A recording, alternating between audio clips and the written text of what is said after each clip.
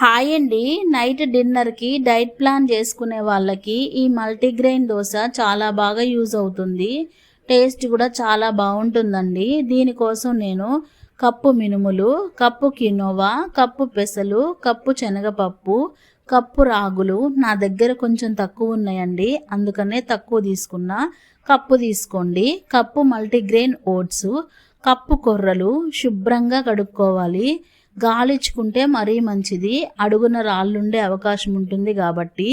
కడుక్కున్న తర్వాత ఒక చెంచా మెంతులు వేసి 6 గంటల సేపు నానబెట్టుకోవాలి. మిక్సీ జార్లో వేసి గ్రైండ్ చేసుకొని 2 గంటలు పక్కన పెట్టుకొని దోశ వేసుకుంటే చాలా బాగుంటుంది. టేస్ట్ అయితే సూపర్గా ఉంటుంది. డైట్ చేసే వాళ్ళకి ఇది బెస్ట్. టమాటా పచ్చడితో కానీ వెజిటబుల్తో చేసిన ఏ పచ్చడితో అయినా సర్వ్ చేసుకోవచ్చు. వీడియో నచ్చితే లైక్ చేసి సబ్స్క్రైబ్ చేసుకోండి. Thank you.